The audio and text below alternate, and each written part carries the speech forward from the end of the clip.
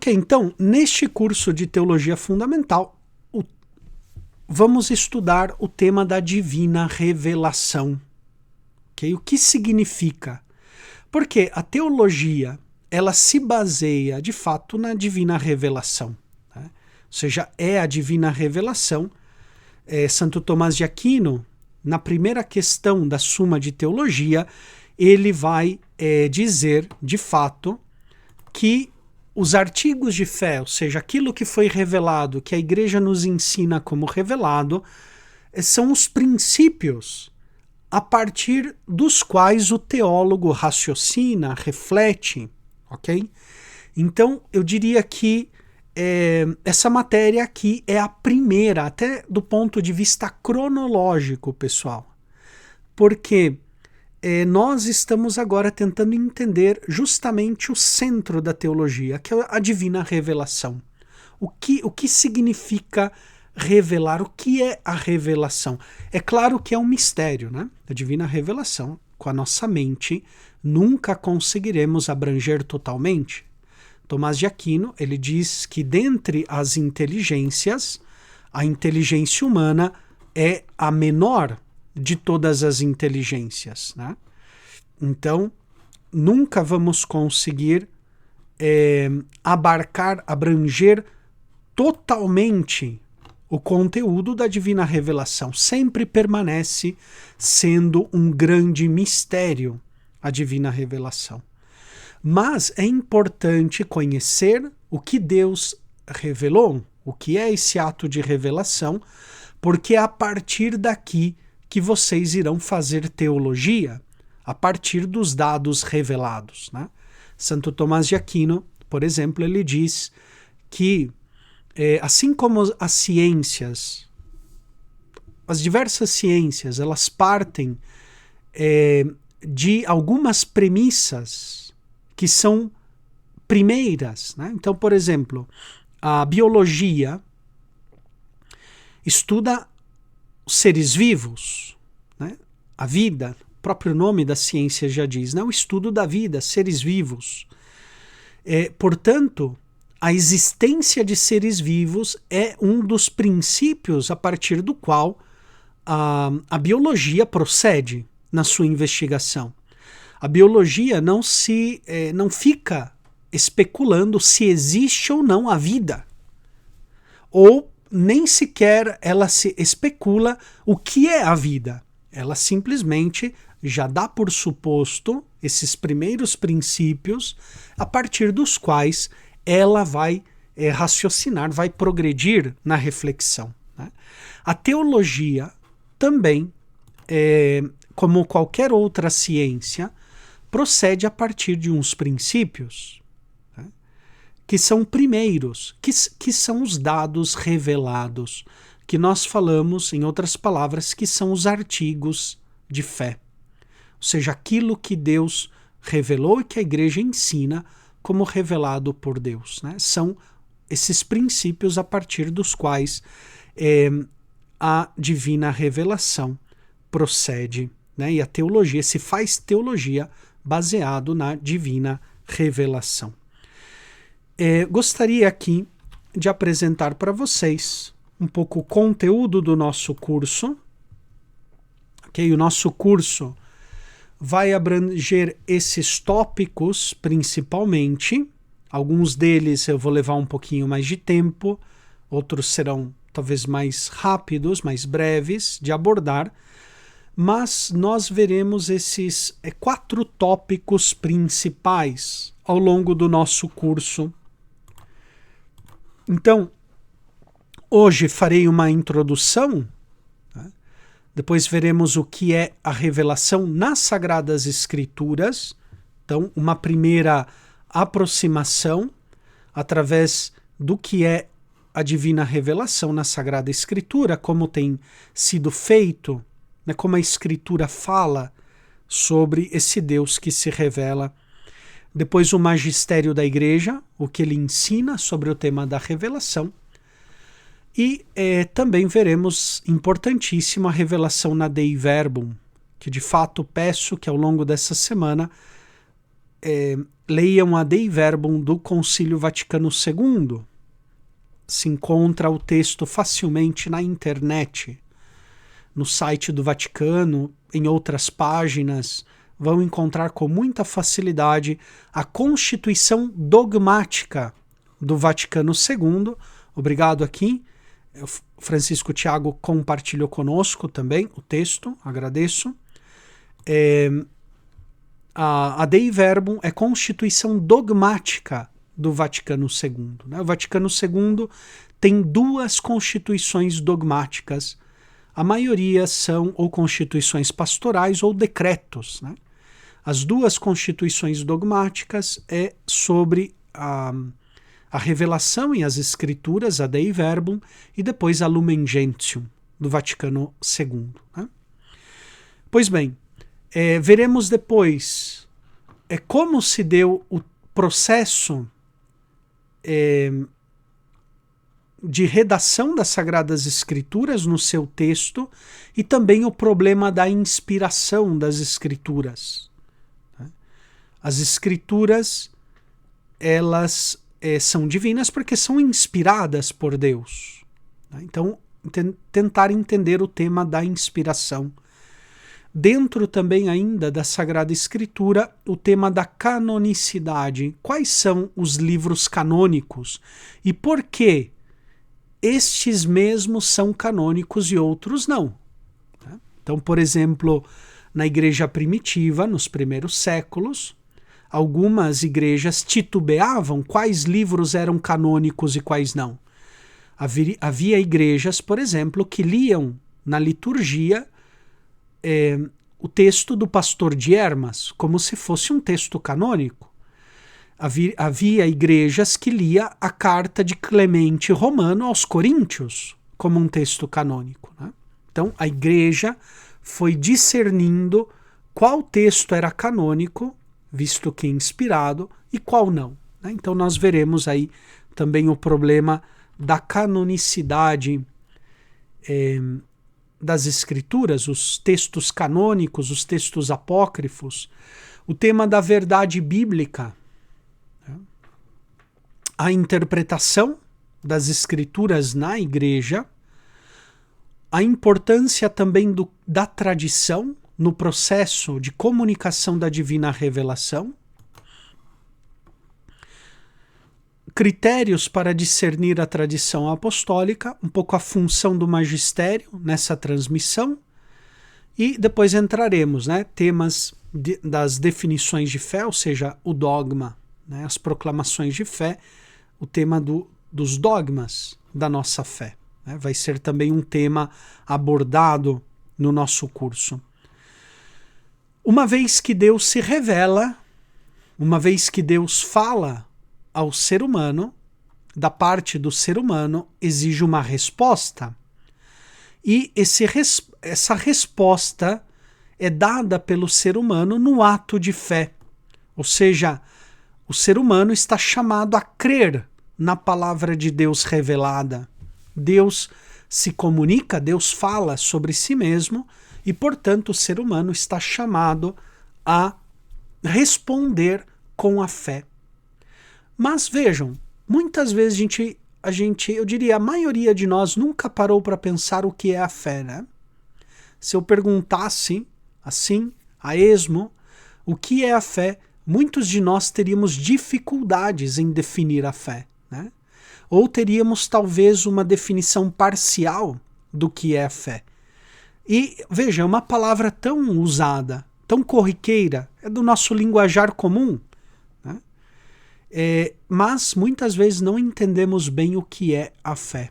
E, portanto, se Deus se revela e a nossa resposta deve ser a fé, deve ser crer no Deus que fala, portanto, a gente também, teologicamente, devemos entender o que é a fé. Né? Depois, exemplos dessas respostas de fé à revelação no Antigo e no Novo Testamento. O objeto da fé, ou seja, a que se dirige a fé? Qual é o seu objeto?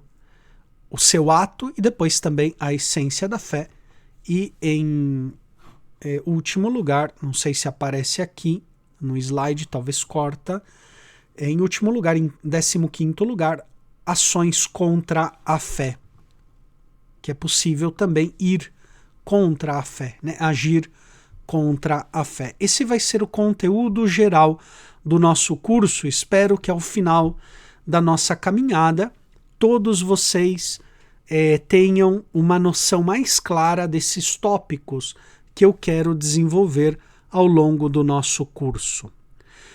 Agora bem, antes de entrar aqui no primeiro tema, apresentando a revelação nas Sagradas Escrituras, é necessário que eu faça para vocês uma premissa, que eu coloque uma premissa, que tem sido um pouquinho as escolas teológicas surgidas durante, talvez um pouquinho até antes do Vaticano II, mas sobretudo após o Concílio Vaticano II. Né? Eu gostaria aqui de, assim, em grandes linhas, não entro em detalhe, talvez até vou ser um pouquinho impreciso ao falar dessas escolas de teologia, por causa também do tempo, mas eu prefiro apontar mais para a clareza do que a completude da temática dessas escolas de teologia surgidas após o Vaticano II, durante, né? É um movimento que vem um pouco antes. Um primeiro grupo, uma primeira escola teológica que é muito presente nos nossos dias, são essas escolas que eu vou falar, são escolas atuais, ok? Elas estão vivas, estão nos livros que lemos, estão nos vídeos que acessamos, né, nas conferências, nas homilias, nas pregações, nas catequeses, ou seja, são escolas, não são meras abstrações, ok? É vida nas nossas paróquias, né? Tanto do ponto de vista positivo, tem muita coisa positiva, mas também tem muita coisa negativa, né? Então, uma primeira escola surgida após o Concílio Vaticano II, vamos chamar assim, eu vou chamá-la de teologia da encarnação, porque essa teologia tem como paradigma teológico o mistério da encarnação. Okay? O Concílio Vaticano II, ele apresenta, né, ele faz a sua proposta, né, um dos temas principais propostos pelo Concílio Vaticano II, sem dúvida nenhuma, tem sido o tema da Igreja e a sua relação com o mundo. Tá?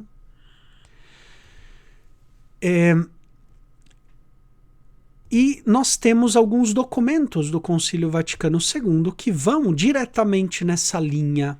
Por exemplo, a Gaudium et Spes, que é uma constituição pastoral que fala justamente sobre a igreja no mundo. Né? Nós temos outros decretos, por exemplo, que fala dos meios de comunicação, que fala da educação, que fala do ecumenismo, que fala, por exemplo, da liberdade religiosa.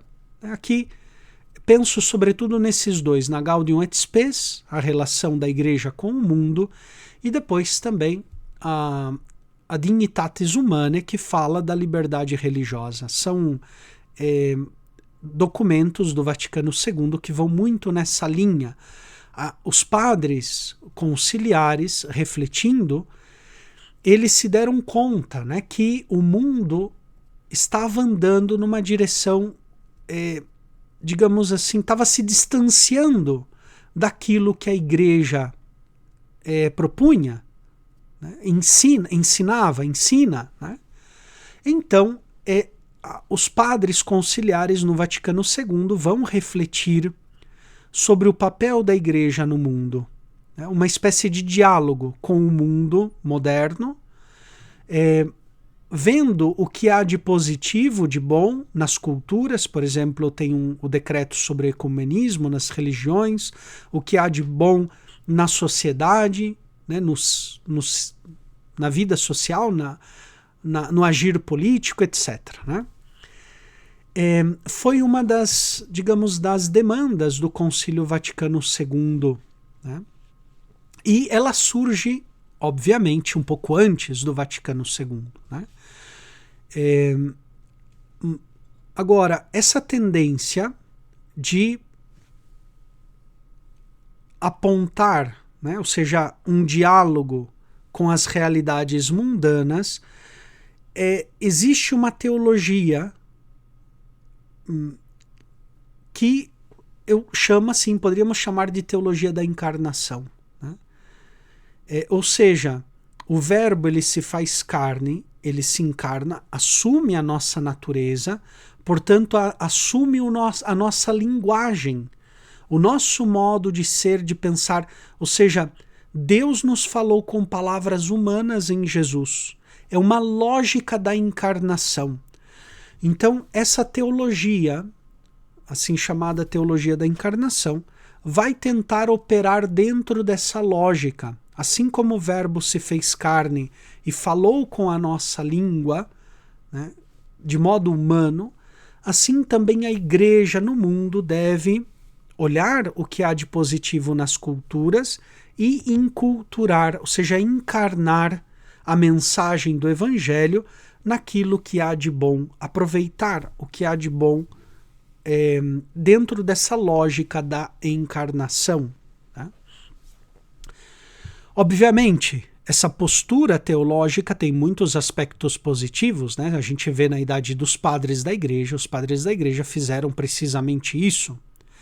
São Justino, mártir, os grandes padres capadócios com a filosofia platônica, os grandes padres latinos, o próprio Santo Agostinho, etc., né? Eles viam o que havia de bom na literatura e colocavam isso ao serviço da mensagem do evangelho. Né? Um processo de enculturação do evangelho, de encarnação do evangelho na sociedade. Né?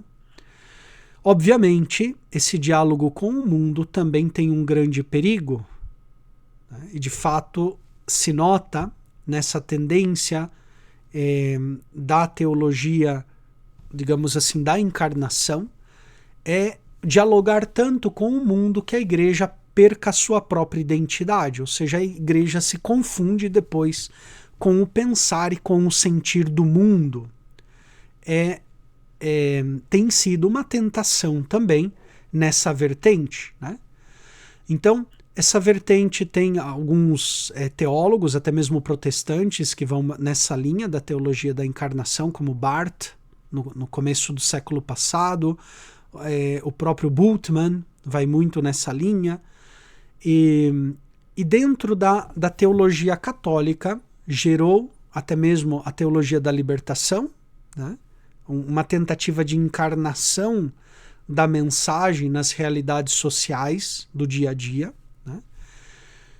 Ou, digamos, talvez não extremo, né? Como a teologia da libertação, que em muitas vertentes se confundiu até mesmo com o pensamento filosófico do mundo, né? Materialista, etc., ou simplesmente horizontal.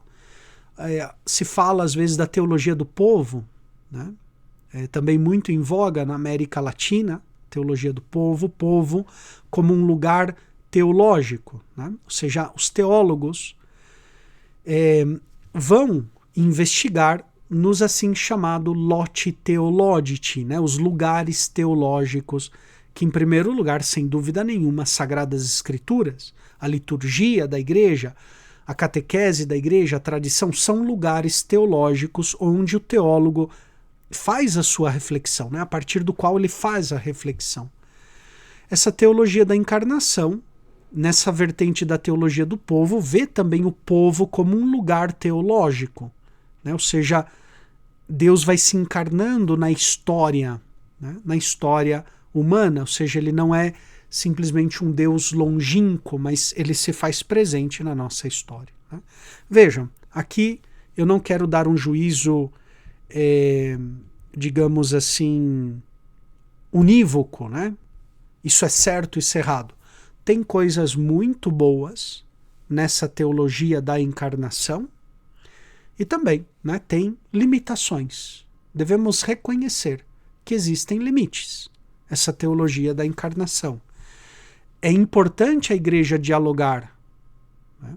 A igreja sempre fez isso, né? Mas às vezes a gente vê, né? Acontece muitas vezes, a igreja vai para o diálogo, escuta todo mundo, mas depois ninguém quer escutar a igreja. Tem isso também, né? Então, o verdadeiro diálogo não significa uma perda da identidade, né? Mas muito pelo contrário, né? Para dialogar, eu devo ter muita clareza e muita convicção daquilo que eu sou, né? Daquilo que eu sou. Então, a base do diálogo é uma forte consciência da sua própria identidade católica, né? Para poder depois dialogar corretamente no respeito, né? Na caridade com as outras denominações cristãs, né? Com as outras igrejas, ou com a sociedade atual, né? Então, vejam, é uma tendência teológica muito presente nos nossos dias, hoje, né? Dentro também do pós-concílio Vaticano II, uma segunda tendência teológica muito presente também nos nossos dias, que surge um pouco antes também do concílio, mas floresce nos nossos dias, é assim chamado a teologia da cruz. Ok? Então, um dos problemas da teologia da encarnação, sem dúvida nenhuma, é que a teologia da encarnação, em certo sentido, é muito otimista, né? Tem, de fato, alguns documentos do Concílio Vaticano II com grande otimismo, né? A mesma Gaudium et Spes vê a humanidade, vê a sociedade com grande otimismo, como se tudo fosse positivo na sociedade, tudo fosse bom, né? De fato, os padres conciliares, quando terminou o Concílio Vaticano II, eles tinham essa expectativa muito otimista, né? Agora, essa outra corrente, a chamada teologia da cruz, às vezes até contraposta à teologia da encarnação, vê que, ou seja, não impera tanto no ser humano um ingênuo otimismo, mas vê, sobretudo, ou seja, o ser humano como um ser, pois, limitado e necessitado da redenção. E essa redenção chega até nós precisamente no momento da cruz de Cristo Jesus, né? E, portanto, o cristão deve tomar a sua cruz objetivamente, né? A cruz que Cristo lhe dá todo dia e seguir o Mestre, porque o caminho é estreito. São poucos, né, que passam por este caminho, que atravessam aquela porta que é estreita. O caminho é estreito, é cruz, e é a cruz que nos salva e nos redime. Então, essa tendência da teologia da cruz vai um pouco redimensionar o otimismo da teologia da encarnação. A teologia da encarnação, em certo sentido, também havia falado que essa salvação, digamos assim, dependia mais do sujeito, né? Ou seja, tem um capítulo da Lumen Gentium, capítulo 16 da Lumen Gentium, que fala, né? E fala com toda... Não é errado, né? É certo o que ensina ali. A Lumen Gentium 16 diz assim, né? Mais ou menos com essas palavras, que se salvam aqueles que sem culpa, né, não tiveram o conhecimento de Cristo e da Igreja, mas eles se salvam, se seguem a sua consciência retamente formada, fazem o bem, mas, sem dúvida, não sem a ajuda da graça, né? Diz assim o texto de Lumen Gentium 16, né? Falando da salvação dos não cristãos, né? Quando nós lemos esse texto um pouquinho fora do contexto geral do Concílio Vaticano II, até mesmo parece pelagianismo, né? Parece que, ok, se o ser humano segue a sua consciência retamente formada, faz o bem objetivamente falando, embora não conheça Cristo, embora não pertença à igreja, se salva e depois ali coloca um adendo, o Concílio Vaticano II, não sem a ajuda da graça. Parece que a graça é uma ajuda extrínseca, né? Quase pelagiana, ou pelo menos semi-pelagiana, que a graça não é constitutivo da salvação, mas algo como que a graça está ali também, naquele que faz o bem, que segue a sua consciência retamente formada, né? A teologia da cruz vê um pouquinho esse realismo e diz, olha, o ser humano está ferido pelo pecado, portanto ele tem dificuldade de ver o bem e tem dificuldade sobretudo de fazer o bem, né? A inteligência até que percebe o bem, com dificuldade, né, na penumbra, mas a inteligência ainda percebe um pouco, mas a vontade é fraca, né? Quantas vezes eu escuto pessoas, padre, né, eu sei que aquilo é errado, mas eu fiz e continuo fazendo.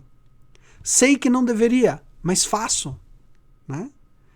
Ou seja, a nossa experiência humana é que a gente vê o bem, mas nem sempre temos força para fazer o bem. Porque falta tomarmos a nossa cruz de cada dia e entender o mistério da salvação vem pelo sacrifício de Cristo na cruz. Essa derivação teológica da teologia da cruz, então ela vai se dar conta de que para ser salvo não basta só uma boa intenção, um desejo de fazer o bem em abstrato, seguir a consciência. É necessário fatores objetivos de salvação, ou seja, instrumentos objetivos que me salvem, que me arranquem da minha miséria, do que eu vejo bem, mas faço mal. O que está acontecendo comigo, né? Dizia São Paulo. Né? Ai de mim. Né? Então, ou seja, que elementos objetivos são esses? São os sacramentos. Né? Então, a teologia da cruz vai enfatizar muito a parte objetiva, né? Enquanto a teologia da encarnação enfatiza a parte subjetiva, a consciência moral da pessoa, etc., a teologia da cruz vai enfatizar a parte objetiva, ou seja, quem salva não é a consciência do sujeito, quem salva é Cristo, através da ação sacramental, é através do batismo, é através da Eucaristia, é através da confissão, né? Então, nós vemos, assim, até mesmo nas nossas comunidades, as nossas paróquias, que tem mais essa tendência da teologia da cruz, por exemplo, são pessoas que gostam muito de cuidar, por exemplo, da liturgia, cuidam muito da liturgia, né? Querem viver com maior sacralidade, com mais respeito os sacramentos, né? Isso é bom, é muito bom, né? Agora, tem um problema também no pós-concílio até os nossos dias. Aqui eu não quero também generalizar, né? Existem exceções, obviamente, né? Digamos, o ponto positivo da teologia da cruz é que coloca o acento nos elementos objetivos da salvação, né? Os sacramentos, a confissão, a Sagrada Eucaristia, prezam melhor pela Sagrada Liturgia como elemento objetivo da nossa redenção, né? Mas, em geral aqui, né? Em geral, não é regra, mas em geral eu falo, às vezes tem um descuido desse dado que existe na teologia da encarnação, que é esse diálogo com o mundo. Né? Então, por exemplo, alguns teólogos da teologia da cruz falam que a igreja deve se fechar em pequenas comunidades. comunidades fechadas, fervorosas, né? Com um grande zelo litúrgico, um grande zelo doutrinal, mas fechadas, protegidas. E muitos cristãos, vejam, nos nossos dias, às vezes buscam essas comunidades para proteger a sua fé. A sua fé está sendo atacada pelo mundo, até mesmo por setores da igreja. Então busca comunidades fechadas, fervorosas, onde os seus filhos sejam educados na doutrina cristã, tenham uma catequese autêntica, forte e firme, mas são comunidades fechadas para se proteger do mundo. O mundo é visto como mau e hostil, né? Que de fato, né, o mundo, né, enquanto inimigo de Cristo, é hostil, quer acabar com a igreja, quer acabar com a fé. Né? A teologia da encarnação entende mundo, não nesse sentido, mas o mundo no sentido de criação. Né? E nesse sentido, o mundo é bom, né? Porque tudo que Deus criou é bom. Né? A teologia da cruz entende o mundo no sentido de essas forças, esses poderes inimigos, hostis à mensagem do Evangelho, que querem destruir o Evangelho, que querem destruir a igreja, né, que não querem que Cristo reine. Né? Então, visto essa outra tendência, surgiu também no pós-concílio, vamos dizer assim, uma terceira corrente teológica, cujo representante principal, sem dúvida nenhuma, foi o Papa Bento XVI. O Papa Bento XVI, em um primeiro momento, né, quando ele era jovem, bispo, teólogo, em certo sentido ele fez parte em um primeiro momento da teologia da encarnação, né? Ele tem, digamos, no aspecto positivo da teologia da encarnação. Né? Depois, ao longo do seu cardinalato, trabalhando na Congregação para a Doutrina da Fé, o amadurecimento do seu pensamento, ele vai encabeçar, por assim dizer, Ratzinger, mas não é único, tem muitos outros pensadores ainda hoje, né? Que falam que a relação que o Concílio Vaticano II pede, né, que a igreja dialogue com o mundo, que a igreja não se isole das realidades e das tristezas humanas presentes na nossa época moderna, que, digamos assim, a resposta teológica mais convincente a esse problema é a teologia assim chamada da ressurreição. Ok? Porque Cristo ressuscitado, ele dá a resposta verdadeira para o homem de hoje. Em Cristo ressuscitado, nós temos a verdadeira carne de Cristo, ou seja, né, o Cristo, o Verbo encarnado, é aquele que ressuscitou, então é a mesma carne do Verbo, portanto existe esse elemento de ir evangelizar o mundo, de anunciar o evangelho ao mundo, mas a carne ressuscitada mantém as chagas da cruz de Cristo Jesus. Ou seja, toda a parte vamos dizer assim, positiva da teologia da cruz. Né? Ou seja, Cristo ressuscitado, quando ele aparece aos discípulos, ele mostra as suas chagas. O seu corpo está glorioso, mas é o mesmo corpo encarnado, não é um fantasma, né? Jesus mesmo apareceu, olha, toquem minhas mãos, toquem as chagas das minhas mãos do meu lado. Não sou um fantasma, um espírito não tem carne e ossos, como vós estáis vendo. Ou seja, é o mesmo Verbo encarnado que com as marcas objetivas da cruz sai ao encontro dos discípulos que estavam tristes, perdidos, angustiados, depois daquele grande impacto, daquela grande tragédia da Sexta-feira Santa. Né? Então, Joseph Ratzinger, depois o Papa Bento XVI, né, na pessoa do Papa Bento XVI, ele vai encabeçar muito essa teologia da ressurreição, onde nós devemos encarnar o Evangelho, portanto, não significa fugir do mundo, né? Temer o mundo. Claro que o mundo é inimigo de Cristo, é inimigo da igreja, mas a igreja está nesse mundo para evangelizar o mundo, não para fugir dele. A igreja está neste mundo para mostrar a força das chagas do ressuscitado e a beleza dessas chagas, através, por exemplo, da liturgia, da ação sacramental, né?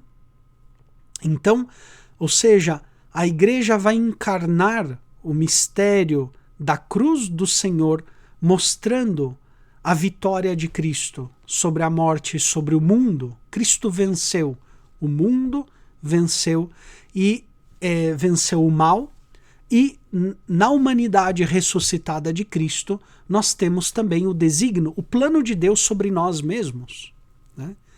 Ou seja, aquilo que é Cristo agora ressuscitado, vivo, devemos ser também nós, como cristãos, ter uma vida ressuscitada, né? Ou seja, nova em Cristo Jesus. Não viver já segundo a velhice do homem velho, né? Das suas paixões, etc. Mas mudar a nossa mentalidade de acordo com o Evangelho. Mas, ou seja, essa certeza dessa vida nova nós devemos levar a este mundo, pois que sofre, né? A ausência de Deus, né? Que quer desterrar Deus de todos os setores da sociedade, né?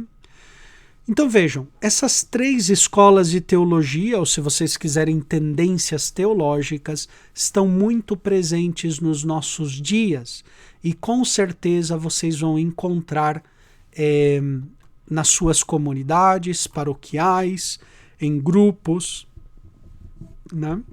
Existem outras escolas, outras tendências, né? Mas eu diria que essas 3 são as mais presentes no nosso dia a dia, né? Mas vejam, todas as 3 estão querendo dar uma resposta, por assim dizer, ao tema da revelação. Deus que se faz presente, se revela no nosso mundo, né? E, portanto, qual deve ser a nossa atitude? Uma atitude de encarnação total, podendo chegar talvez até o extremo de confundir a igreja e o mundo? Uma atitude com o mundo totalmente de separação, visto que o mundo é inimigo de Deus, e portanto nós anunciamos a verdade, e quem crer será salvo, quem não crer já está condenado, como diz Jesus? Ou a nossa atitude, essa proposta de Ratzinger, de encarnar a vida nova em Cristo Jesus, o mistério da cruz, através, né, do mistério da ressurreição. Então, essas são, a meu modo de ver, as 3 principais influências teológicas nos nossos dias de hoje, ok? Na nossa igreja, essas 3 correntes de teologia.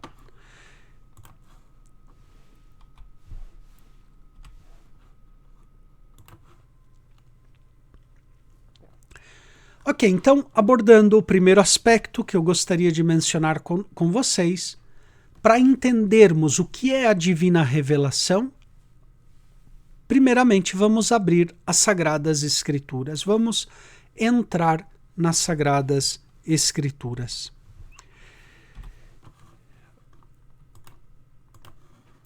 Vejam, revelação nós podemos definir como intervenção primeira de Deus, que sai do seu mistério, dirigindo-se à humanidade, comunicando-lhe o seu desígnio salvífico. Ok? Então, revelação com R maiúsculo, nós podemos entender precisamente isto. uma intervenção de Deus na história, onde ele desvela o seu mistério, ou seja, ele se dirige, ele se comunica à humanidade e ele comunica a si mesmo e comunica o seu plano, o seu desígnio salvífico. Ok? Então, o objeto da revelação vai ser duplo. Deus revela a si mesmo, primeiro aspecto, e Deus revela o seu plano de salvação para o ser humano, segundo aspecto, ok? Da revelação. Não são duas revelações, né? É uma só revelação. Então, uma das dificuldades da teologia da encarnação, por exemplo, Rahner, né? Karl Rahner, que era um teólogo famosíssimo, né? Muito presente nos livros de teologia, nos seminários, nas universidades eclesiásticas, né? Rahner, sobretudo em teologia dogmática, ele como sendo, né, dessa linha da teologia da encarnação, ele divide a revelação em duas. Né? Ele fala de uma revelação transcendental, digamos assim, ele chama de transcendental, né?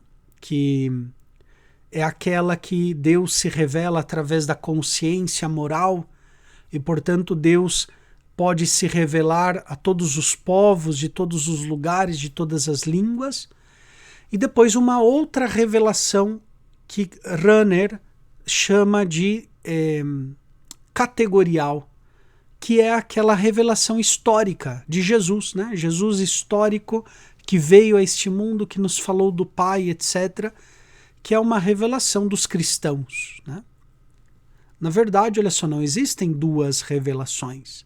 Existe uma só, e é em Cristo Jesus. Não dá para dizermos, olha, existe uma revelação para os pagãos, né, que Rahner chamava a revelação do Espírito Santo. O Espírito Santo vai movendo o coração dos pagãos, e uma revelação para os cristãos, que é aquela de seguir o Evangelho. Deus falou uma só vez e falou tudo no seu Filho Jesus. Né? Então Jesus é, digamos assim, quem revela o Pai. Né? Então não existe uma dupla revelação.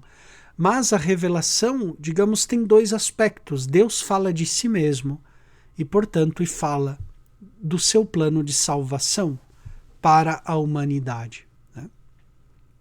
Então a gente pode entender o que é revelação como essa intervenção primeira de Deus, né, que sai do seu mistério, da sua eternidade, vem à nossa história, se comunica a si mesmo e comunica o seu plano de salvação. Tem um trecho de Santo Agostinho que talvez vai ajudar a que entendamos mais o que é a divina revelação. Aqui é um texto que Agostinho cita em muitos lugares nos seus escritos, mas depois quem quiser, sobretudo no livro A Doutrina Cristã, no livro primeiro da Doutrina Cristã, lá no finalzinho praticamente da Doutrina Cristã, nos capítulos finais do primeiro livro, né, são 4 livros, o primeiro livro da Doutrina Cristã, Agostinho vai citar 1 Timóteo 5, que diz assim: o fim do preceito é a caridade.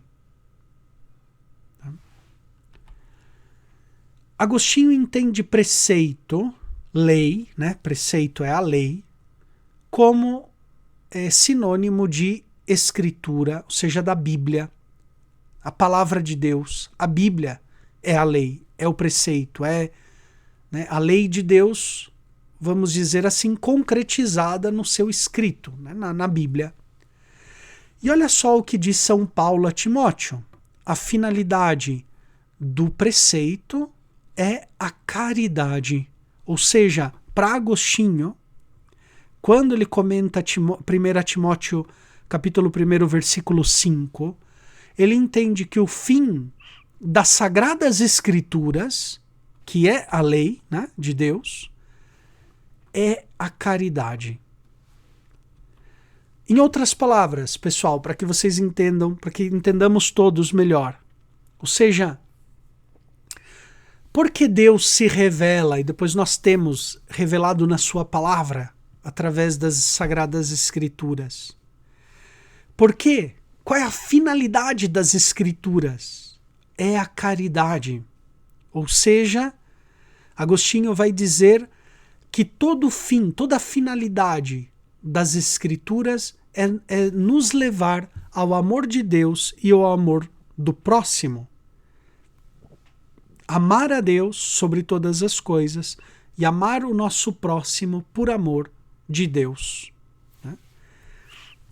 E, portanto, para Agostinho de Hipona, para Santo Agostinho, toda interpretação da Bíblia, né, que não edifique nos fiéis, que não edifique no nosso coração o amor a Deus e o amor ao próximo, por mais erudita que seja essa interpretação da Bíblia, ela, digamos assim, não alcança o fim desejado, né, por Deus. Porque Deus nos transmitiu a sua palavra para edificar em nós o amor a Ele e o amor ao próximo. Ok? O fim do preceito é a caridade, ou seja, o fim das Sagradas Escrituras, a finalidade delas é levar-nos ao amor de Deus e ao amor do próximo por Deus. Né? Então, quando nós falarmos ao longo desse curso, mas tomara que isso daqui sirva para todos os estudos de teologia nosso, estudar Cristologia, Mariologia, Bíblia, História da Igreja, né? Toda interpretação bíblica que não edifica o amor a Deus e o amor do próximo está fora de lugar, ok? Porque é fim das Sagradas Escrituras. Para isso Deus se revelou. Né? Deus não se revelou para me dizer que no sânscrito tem uma palavra que depois veio lá no Antigo Testamento e que Moisés faz um determinado rito porque os assírios tinham uma prática semelhante. Tudo isso é interessante, a gente vai estuda, né, nos estudos bíblicos, a influência, a formação dos textos bíblicos, as influências culturais, os gêneros literários, né, as línguas antigas, etc. Tudo isso tem a sua importância, sem dúvida nenhuma. Mas toda interpretação bíblica que não edifica em nós o amor a Deus e ao próximo está longe da finalidade pela qual Deus falou, pela qual Deus se revelou a si mesmo. Tá? Então, tomara que isso aqui permeie sempre os nossos estudos de teologia, e sobretudo agora que nós vamos entrar no tema da divina revelação. Né? Deus que, num ato imenso de amor, né? Ele já é perfeito, Deus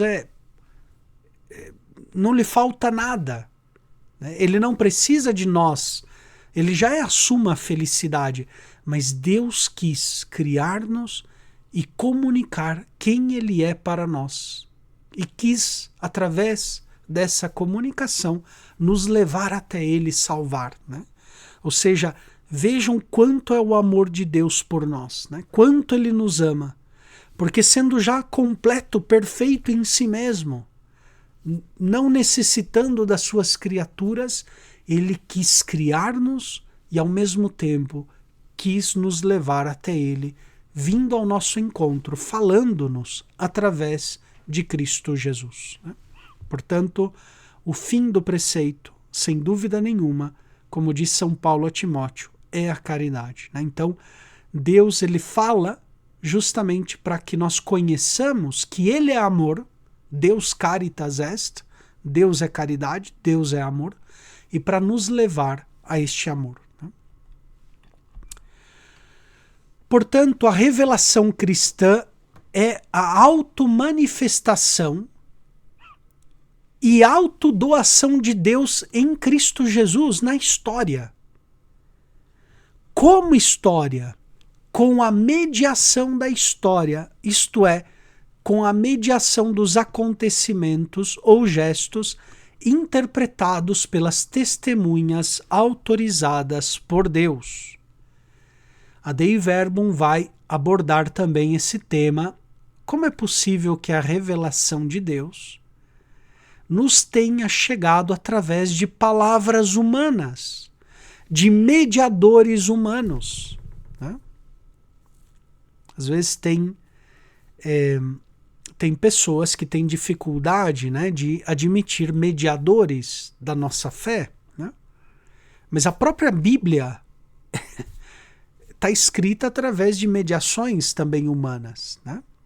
Então, vejam, olha só, cada palavra aqui, pessoal, é importante, né? Cada palavra aqui tem o seu peso, não está escrito à toa. Revelação é automanifestação. Deus se mostra. É uma autoepifania. Deus se revela. Mas não é só uma revelação. Tive uma aparição, sei lá, né? Deus, eu vi Deus. Deus se doa. Ele se entrega. Ou seja, os padres da igreja, sobretudo Ireneu de Leão, no livro Contra as Heresias, ele é muito dessa ideia, né?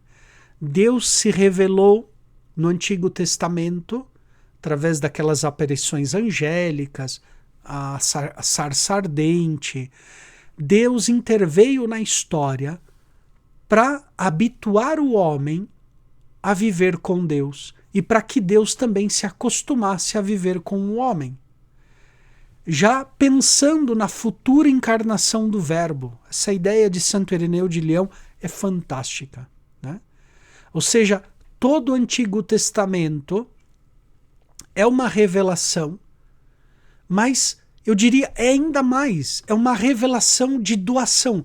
Deus quer se comunicar. Em certo sentido, olha, é difícil até de exprimir com palavras. Deus quer entrar em intimidade, em comunhão com o ser humano, né? Ele que é perfeito, completo em si mesmo, quer entrar em comunhão conosco e, portanto, ele vai se doar em Cristo Jesus, que ele, né, ou seja, Deus amou tanto o mundo que entregou o seu próprio Filho para que todos os que nele creem tenham a vida eterna, de São João no seu Evangelho, né? Ou seja, essa autodoação de Deus, que é mistério de comunhão, nós temos em Cristo Jesus, na história. Portanto, tem uma discussão também muito presente em estudos bíblicos, né? Que é a questão do Jesus histórico e o Jesus da fé, né? Se faz, às vezes, essa distinção entre o Cristo da fé e o Cristo da história, né? Então, mas na verdade essa distinção ela é equívoca, né? O Cristo da história é o Cristo da fé, né? Então, autores protestantes, o mesmo Bultmann e outros, eles diziam: não importa o Cristo histórico, importa o Cristo da fé. E citam São Paulo, né? São Paulo diz: se antes conhecíamos o Cristo na carne, agora não conhecemos mais, né? Não conhecemos mais. É através da fé que nós conhecemos o Cristo. Mas para nós católicos é importante o Cristo histórico, ou seja, porque ele se comunicou com palavra humana. Ele realmente, né, se fez carne para nos transmitir o mistério divino. E através da mediação histórica, ou seja, com a mediação dos acontecimentos ou gestos interpretados pelas testemunhas autorizadas por Deus. Então vejam, Deus, ele quis, né, servir-se para falar de si mesmo, para nos comunicar o seu amor. Ele quis servir-se da mediação humana, de mediações limitadas. Nós chamamos não só digamos, os agiógrafos, né? Os agiógrafos são os autores sagrados, os que escreveram o Antigo e o Novo Testamento, né? Deus não se serviu somente da mediação humana através dos agiógrafos, mas também das mediações históricas, acontecimentos históricos, né, para manifestar o seu amor. Veremos em breve, espero chegar lá, né? Como não só através do pensamento, da formação da cultura do agiógrafo, mas de acontecimentos históricos. Acontecia uma calamidade, o povo refletia, né? O que está acontecendo? Por que está acontecendo tal coisa? Né? O que Deus nos tem a dizer com tal acontecimento? O povo de Israel fazia memória dos acontecimentos passados, né? É a palavra de salvação anunciada pelos profetas, promulgada pelo Cristo e pregada pelos apóstolos, transmitida à igreja para ser fielmente guardada e infalivelmente proposta aos homens de todos os tempos. Aqui, esse trecho aqui está inspirado na Lumen Gentium. A Lumen Gentium, quando fala do ensino na igreja, a igreja recebeu a revelação, a palavra de salvação, que foi anunciada pelos profetas, portanto, o Antigo Testamento, promulgada, ou seja, estabelecida por Cristo, o nosso legislador, pregada, ou seja, ensinada pelos apóstolos, transmitida na igreja com essa finalidade. Ou seja, a revelação é transmitida à igreja, a igreja é depositária dessa revelação, é a igreja que recebe essa revelação, mas tem uma finalidade, olha só, um para quê, né? Para guardá-la fielmente, guardar a divina revelação com fidelidade e propô-la, ou seja, expô-la de modo infalível aos homens de todos os tempos, né? Ou seja, fielmente, aqui infalível significa de modo fiel, né? Ou seja, sem um falimento, sem um defeito, né? A igreja recebeu a divina revelação para guardar fielmente e para transmiti-la com fidelidade. E vejam, no Antigo Testamento, percebemos a intervenção de Deus na história. Deus age na história. E esta potência soberana modifica o curso normal da história e da existência individual. Então, por exemplo, ali nós temos Abraão. Abraão que vivia na sua terra com os deuses da sua nação e de repente Deus escolhe Abraão e muda totalmente o rumo da sua vida, né? Talvez Abraão é o exemplo mais emblemático das Sagradas Escrituras. Deus lhe diz, olha, sai da tua terra, sai da tua parentela e vai para o lugar que eu te indicarei, né? Mas Deus simplesmente não diz em um primeiro momento, vai para lá, vai para cá, né? Simplesmente vai, caminha. Deus muda o rumo da história de Abraão e ali, através da sua ação e depois dos patriarcas, vai também mudar o rumo da história. Depois nós vemos o episódio de José no Egito. Ele é vendido como escravo pelos próprios irmãos e esse acontecimento muda a história de Israel, porque Israel agora, né, fica dependente ali do Egito e o povo de Israel chega, essa dependência vai se encrespando cada vez mais até que se torna uma escravidão do Egito. E Deus então ali envia Moisés para outra vez mudar o curso da história do povo, né? Então a gente vê ao longo do Antigo Testamento essa dinâmica de salvação de Deus. O conteúdo desta intervenção é a revelação, manifestada em etapas sucessivas, da primitiva, revelação até a fixação escrita definitiva. Então, existem aí etapas onde Deus vai se revelando pouco a pouco. Deus, digamos assim, segue, em certo sentido, um caminho pedagógico. Ele se adapta. Olha só, nesse sentido também, Deus é um grande mestre, né? um grande pedagogo. Deus, ele vai se adaptando ao modo humano, à história humana, e ele vai se revelando pouco a pouco, ele vai purificando o seu povo, por exemplo, dos ídolos, pouco a pouco. Né? Deus não fala tudo né? Ali já em Abraão, já ficou tudo claro para Abraão, etc. Né? É claro que Abraão recebeu graças, né? Graças muito especiais. Né? Jesus diz no Evangelho: Abraão viu o meu dia e se alegrou. Né? Abraão viu, claro que ele viu na fé, né?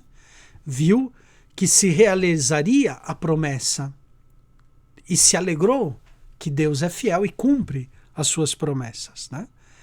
Mas Deus ali não falou tudo clarissimamente que nesse povo ia ser gerado o Messias, o Verbo ia se encarnar. Mas Abraão viu, né, o dia de Cristo na fé e se alegrou. Né? Deus, pouco a pouco, com uma divina pedagogia, foi preparando o seu povo em etapas, desde a etapa primitiva dos patriarcas até a definitiva de Cristo com os apóstolos. Né? E como eu lhes disse, o objeto da revelação no Antigo Testamento é duplo. É a revelação do próprio Javé, do próprio Deus e do seu plano de salvação. Esta revelação é interpessoal, de iniciativa divina, dá unidade à economia da salvação, coloca o homem em confronto com uma palavra que exige fé e execução e é toda orientada para uma salvação que há de vir.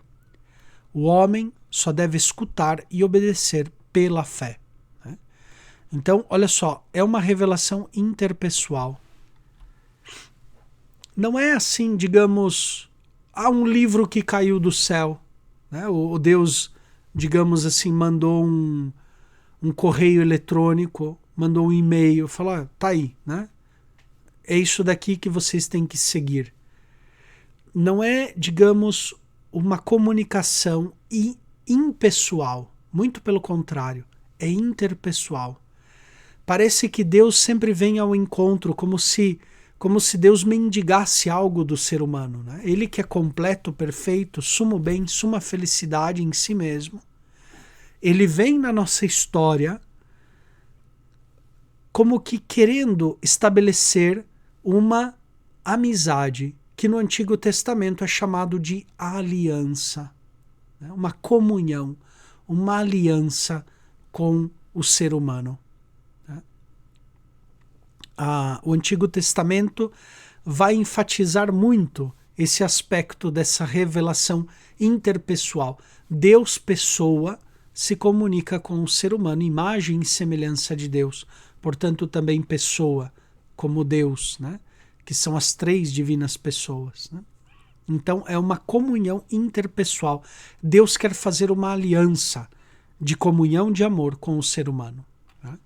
E, portanto, isso coloca o ser humano, dá unidade, né, a toda a história da salvação, a economia da salvação, e coloca o homem em confronto com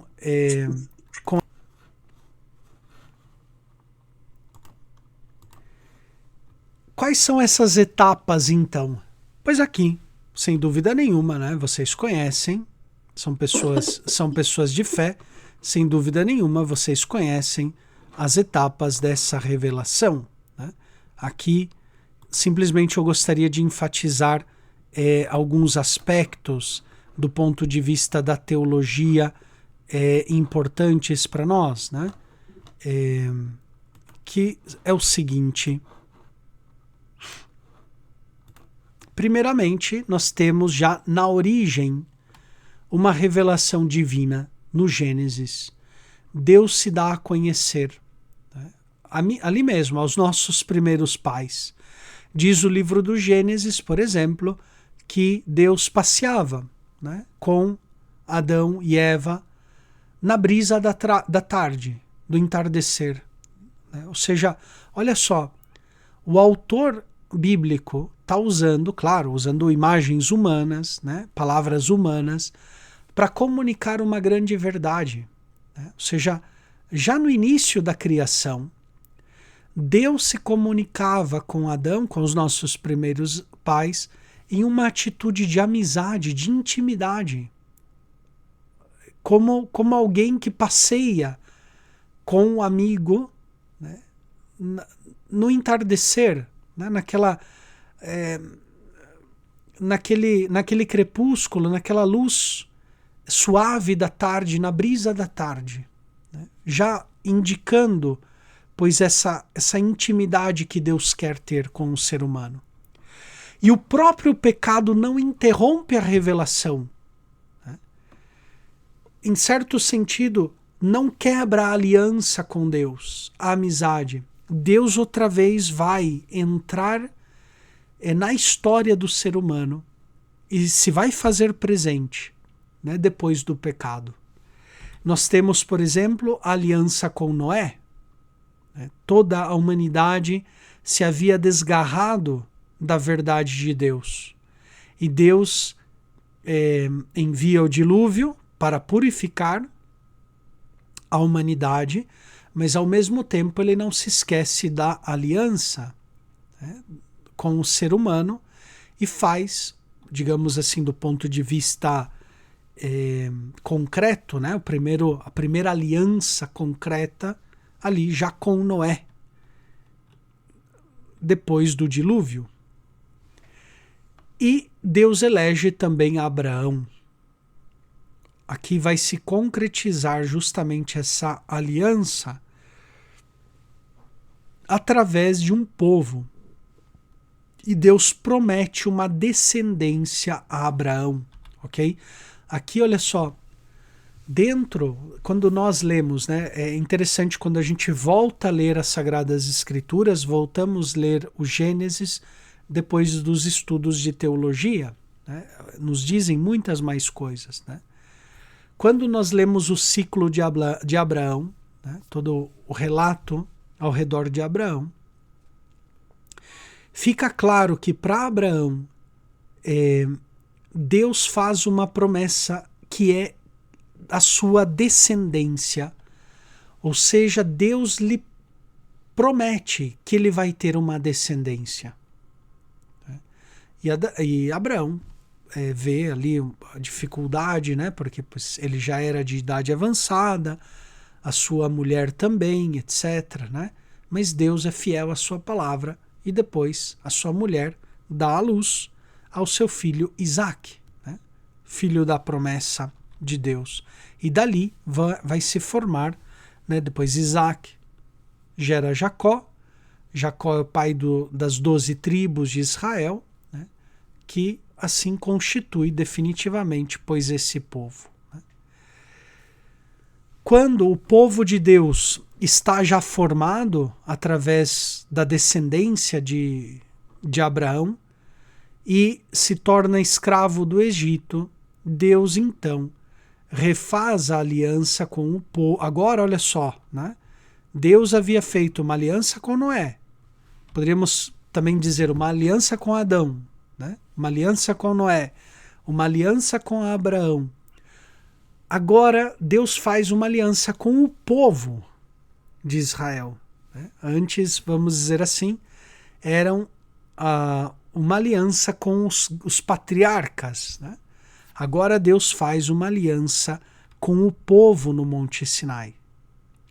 E Deus se apresenta como libertador desse povo. Olha só, é interessante quando nós lemos as Sagradas Escrituras, né? Vemos que a reflexão primeira do povo de Israel nos seus escritos eles se dão conta que Deus é libertador, que Deus é redentor. Né? E uma vez que eles percebem que Deus é redentor, eles olham para a sua história, para o seu passado, e se dão conta que Deus, além de redentor, ele é criador. Ele cria. Né?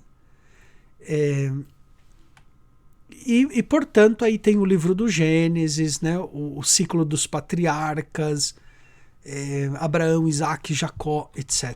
Né?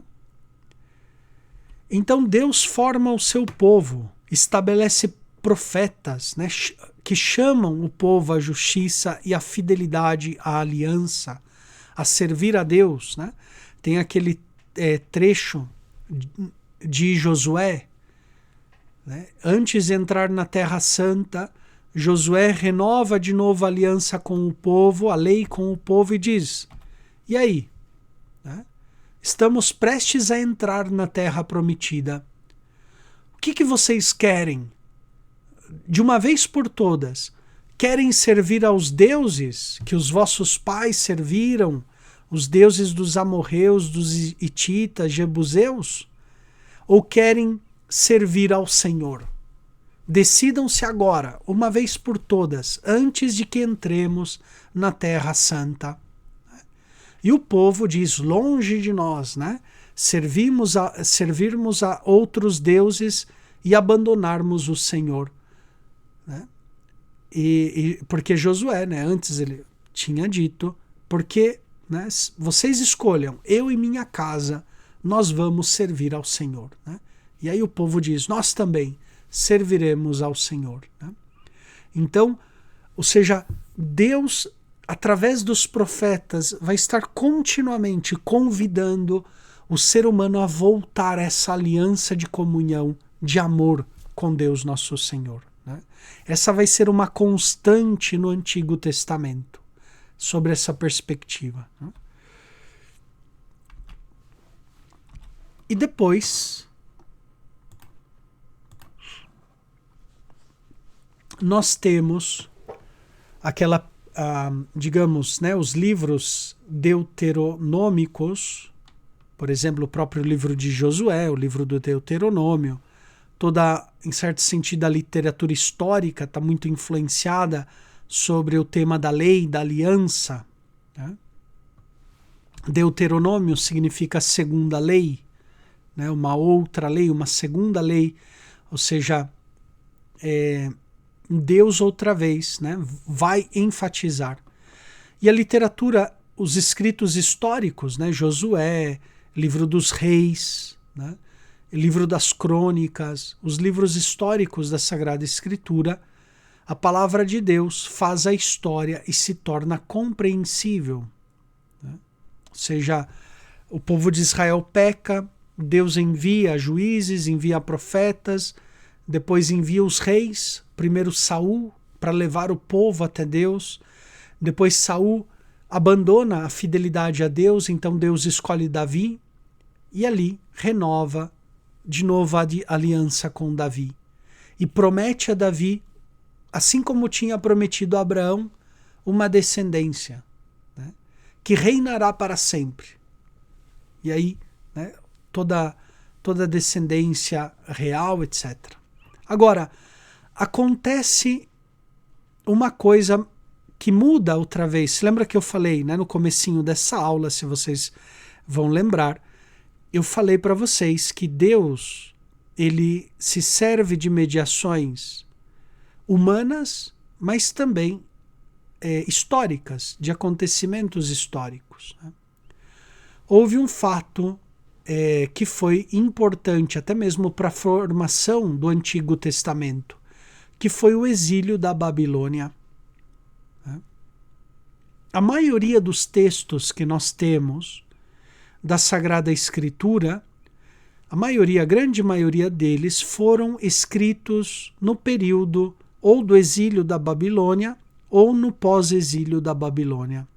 A grande maioria dos textos, inclusive a formação de livros muito antigos, como o livro do Gênesis, né? O livro do Êxodo, foram livros compostos naquele ambiente ali do exílio ou do pós-exílio da Babilônia. É claro, por exemplo, o livro do Gênesis, depois vocês vão estudando nas matérias bíblicas, né? Mas o livro do Gênesis, é claro que o autor se serviu de narrações muito antigas, antes mesmo do exílio da Babilônia, né? O exílio da Babilônia, eu sou bem ruim para as datas, hein? Assim, por isso... Mas o exílio da Babilônia, se não me falha a memória, foi do ano 598 antes de Cristo. Durante 70 anos, né, eles ficaram... Isso, 597, o povo de Israel é desterrado. Teve 2 levas, né? Exatamente. Aqui colocaram as datas para me facilitar, agradeço de coração. 586 a 538, né? Praticamente houve aí 2 levas, uma primeira leva onde foram sobretudo os príncipes, né, os chefes do povo foram levados ao exílio, e depois grande parte também do povo de Israel, totalizando praticamente 70 anos, como havia profetizado Jeremias. O povo de Israel, quando... Então, se nós lemos, né, os textos bíblicos, nós vemos isso. Antes do exílio vivia sempre, né, o povo se unia a Deus, depois se esquecia da aliança, voltavam aos deuses pagãos. Deus outra vez intervinha na história, resgatava o povo, e assim, né? Depois aconteceu o exílio da Babilônia, foi, digamos, um evento muito forte na história de Israel. O povo, então, ele começa a pensar, olha, o que nós fizemos para estar aqui hoje? Né? O que aconteceu conosco? Foi ali, no período do exílio e do pós-exílio, que Israel ele adquire mais consciência da sua identidade de povo santo, de povo escolhido, só que havia caído na desgraça por causa da infidelidade a Deus. Né? Então, é quando o povo de Israel ele vai então recompilar muitos dos escritos, né? Até mesmo, por exemplo, os gêneros literários vão se inspirar também, às vezes, nos mitos babilônicos, relatos de criação, por exemplo, que eram comuns ali na Mesopotâmia. O povo de Israel vai refletir.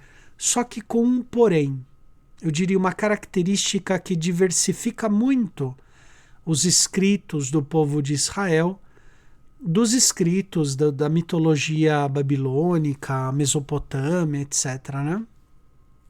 Que é o seguinte, ou seja, o aspecto que Deus cria, porque é um Deus que é amigo do ser humano, né? Tem um texto do livro da sabedoria que diz isso, né?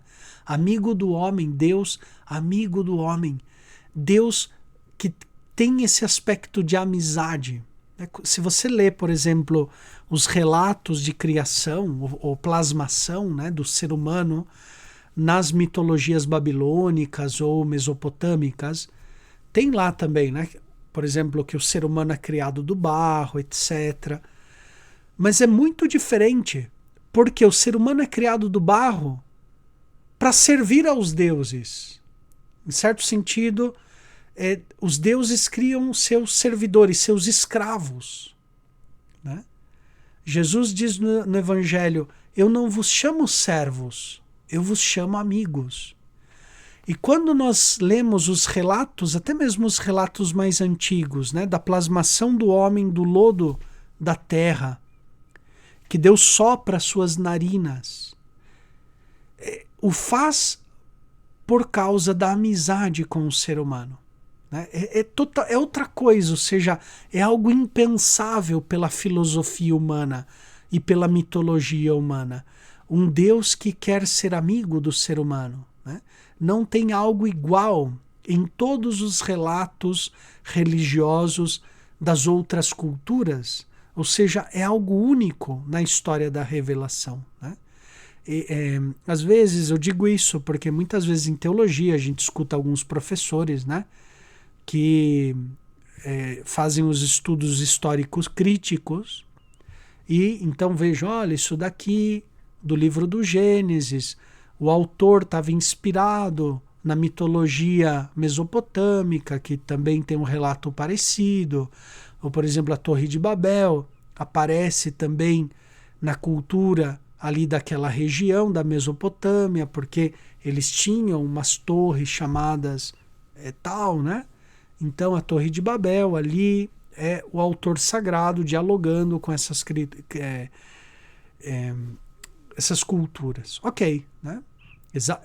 Houve mediações humanas, o autor humano ele é filho também da sua cultura, da sua época, mas existe ali o elemento da divina revelação, ou seja, a inspiração que vai estar ali da mensagem, que é Deus mesmo e o seu plano de amor, é algo único na história da salvação, né? Ou seja, um Deus que é caridade, um Deus que é amor, que é amigo do homem, né? Depois do exílio, então, é compilado a maioria dos textos de Israel. Eles recompilam as histórias antigas, formam os textos sagrados, sobretudo a Torá, né, ou seja, o nosso Pentateuco como a lei, né, de Deus por excelência, mas surge também uma literatura sapiencial, porque a fidelidade a essa aliança para o povo de Israel é a sua sabedoria. E isso já distingue o povo de Israel dos outros povos, né? A sua sabedoria não é só uma mera filosofia humana. A sabedoria de Israel é essa lei que Deus comunica, que, olha só, aqui eu estou dando, né, um salto já na história, que a lei que é o amor, né? Ou seja, um Deus que é amor. Mas é isso o centro. É claro que Deus não diz isso já na primeira palavra, ele pedagogicamente vai levando o seu povo até o conhecimento do seu desígnio de amor, né? Mas a sabedoria de Israel é justamente esse Deus que se comunica, né? Que se faz ali presente no meio de Israel. E é interessante, por exemplo, no livro dos Provérbios, se vai falar muito da sabedoria criadora, da sabedoria que vem ao encontro, que habita junto com a pessoa justa, com o santo, da sabedoria que sai pelas ruas, né, que procura as pessoas. É interessante o livro dos Provérbios, né, como literatura sapiencial. Ou seja, o Deus que se comunica é a nossa sabedoria, é o nosso conhecimento, conhecer a Deus. E conhecer o que Deus tem preparado para nós é a nossa sabedoria, é a nossa felicidade, né? Santo Agostinho, no livro dos Solilóquios, ele conversando consigo mesmo, né, conversando com a sua razão, em um determinado momento a razão pergunta para Agostinho, né, depois dele fazer uma longa oração, a razão pergunta para Agostinho: o que queres conhecer? E Agostinho responde: quero conhecer Deus e a alma. Né? E a razão outra vez retruca, diz: somente isto, nada mais? E Agostinho responde: nada mais. Né? Ou seja, esse propósito de Agostinho de conhecer Deus e conhecer o ser humano, imagem e semelhança de Deus, é aquilo que o povo de Israel, na sua literatura sapiencial, percebe, ainda de maneira muito obscura, né? Mas percebe, ou seja, que ele tem um Deus, um único Deus, e portanto que nós somos a sua imagem. Peguem, por exemplo, né, o livro dos Provérbios, o livro do Eclesiastes, mesmo o livro da sabedoria, vai ver como Deus fala de si mesmo, mas também fala da grandeza do ser humano, né? E ensina ao ser humano o caminho também da salvação, né? Então, nós, através disso tudo, percebemos como Israel conheceu o Senhor através da sua história. Essa recordação, esse ziharon, né? Esse lembrar das maravilhas de Deus no seu passado. Peguem, por exemplo, o livro dos Salmos. Continuamente, Deus está convidando o ser humano a recordar as maravilhas que ele fez na história, né? Isso serve também para a nossa vida, né? Quando nós fazemos uma análise da nossa história, quantos benefícios, quantas graças, quantos dons nós recebemos de Deus. Isso faz com que a gente redimensione o nosso agir, o nosso pensar, né? Caramba, eu fui tão beneficiado por Deus, né? Deus esteve tão presente na minha história que eu só posso louvar e agradecer, né? Tantos benefícios, né? Bendirei ao Senhor Deus em todo o tempo, diz o salmista, né? O seu louvor estará sempre em minha boca. Quero recordar os grandes feitos do Senhor, né? Ele é digno de louvor e de admiração. Tantos salmos, né, que nos falam justamente disso. Até Cristo Jesus, que vai ser o mediador da revelação e também, ao mesmo tempo, plenitude desta divina revelação. Aqui, Hebreus, capítulo 1, né, nos 2 primeiros versículos. E, portanto, com Jesus, nós temos a plenitude da revelação e o único e verdadeiro mediador. Todas as mediações do Antigo Testamento eram preparação, eram, por assim dizer, prefigurações do verdadeiro mediador da salvação, que é Cristo Jesus, né? O Evangelho de São João nos diz claramente, né? A Deus ninguém viu jamais. Foi o Filho unigênito que está no seio do Pai quem nos comunicou o Pai, né? Nos falou sobre o Pai. Está bem ali no prólogo, no finalzinho do prólogo de São João, né? Ou seja, Deus ninguém viu jamais. Ninguém tem notícia para depois nos comunicar. É o Filho que estava no seio do Pai, que contemplava o Pai face a face, quem nos comunicou o Pai. Por isso, toda a revelação, né, todas as mediações do Antigo Testamento, justamente, né, são sombras, são imperfeitas, ou seja, são preparações ou prefigurações do único mediador, que é Cristo Jesus, né? Plenitude da revelação. No Novo Testamento existe uma variação na perspectiva da revelação, por causa dos diversos momentos e das situações diversas em que a Boa Nova estava sendo anunciada. Por exemplo, nos sinóticos, né? Por exemplo, Lucas, Mateus, Marcos, Cristo é revelador do Pai, enquanto proclama a Boa Nova do reino do céu. O conteúdo de sua pregação é a salvação, por ele mesmo anunciada e instaurada.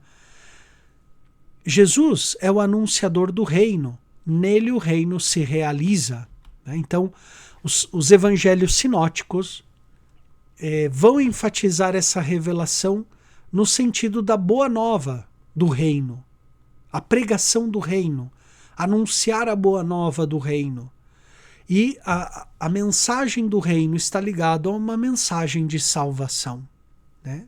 Jesus, portanto, nos evangelhos sinóticos, ele se apresenta como o Salvador, né? O Messias e o reino prometido a Davi, esse reino que seria eterno. Nos Atos dos Apóstolos, vemos, né, a descrição da ação apostólica dos primeiros cristãos, que receberam de Cristo a missão de proclamar a salvação, ou seja, o querigma, o seu anúncio se dá no testemunho. Testemunho é uma palavra grega que nós usamos também no português, que significa mártir, né? O mártir é, ou seja, aquele que dá testemunho da salvação, ou do Salvador, se vocês quiserem, né, com maiúscula. Os Atos dos Apóstolos, portanto, né, nos mostra a ação da igreja, proclamando, dando testemunho, ou seja, a igreja mártir, né, que dá testemunho, que proclama a salvação em Cristo Jesus. Nos escritos de Paulo, colocamos em destaque a categoria mysterion do Pai, que se revelou em Cristo para manifestar ao mundo seu eterno desígnio de salvação, né?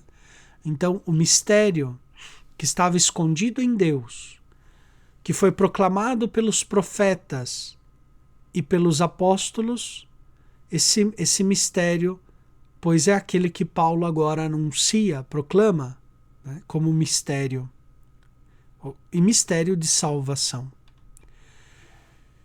Em São João, o aspecto, né, que eu gostaria de enfatizar, né, da divina revelação, a sua novidade consiste em introduzir a equivalência de Cristo em relação ao Logos, ao Verbo. Ele é a palavra eterna do Pai, é o Logos, é o Verbo eterno do Pai. E nele, em Cristo, agora como palavra encarnada, o mundo recebe a comunicação do Pai. Né? São João, ele é chamado de o teólogo, né? Não sem razão, ele é chamado de o teólogo, né? Porque São João, digamos, ele manifesta para nós, né, ele comunica para nós a revelação do Cristo a uma altura muito grande, né? Ou seja, como que contemplando a Deus. Em São João, nós notamos esse aspecto, ou seja, quem veio ao nosso encontro foi o Logos, a palavra. Logos é uma palavra grega muito difícil de traduzir, né? Porque às vezes a gente traduz como verbo, como palavra, mas não é só verbo, não é só palavra. Muitas vezes é razão, né? Por exemplo, quando a gente fala, seja lógico, né? Quando eu digo a alguém logos, né? A palavra lógico vem de logos, que significa razão. Quando eu digo, olha, seja lógico, eu estou dizendo para a pessoa, seja racional, né? Ou seja, siga a razão, né? Quando eu digo, isso é lógico, ou seja, isso é razoável, isso é racional, né? Então é difícil, às vezes logos também significa não só, digamos, o fruto intelectual, a razão, o raciocínio, o pensamento, mas também o fruto desse pensamento exteriormente, ou seja, a palavra, o discurso, né? Os gregos, eles, digamos assim, usavam a mesma palavra para indicar o pensamento, né, o raciocínio, ou seja, a razão, o logos, e a palavra externa, eles também chamavam de logos, né? Porque eu só falo aquilo que eu penso, né? Para eu falar, pois antes eu tenho que ter um conceito, eu tenho que pensar. Então o fruto do pensamento se manifesta materialmente através da palavra, do logos, né? E São João, inspirado por Deus, pois teve essa grande intuição de que quem nos falou foi o próprio Logos, a própria razão do Pai, a própria palavra do Pai, Então, é como se o pensamento do Pai, que estava, né, antes escondido em si, né, se fez manifesto porque o Pai falou, o Pai proferiu o Logos, proferiu a palavra. Né? Isso acontece conosco, por exemplo, se eu estou meramente pensando em algo, né? Por exemplo, vamos ver, estou pensando, sei lá, quero pensar no resultado do Brasileirão nessa semana, sei lá, para falar algo banal, né? Caramba, será que meu time vai subir na tabela? Será que ele vai entrar no G4? Será que ele vai estar lá no Z4, né? Eu estou pensando.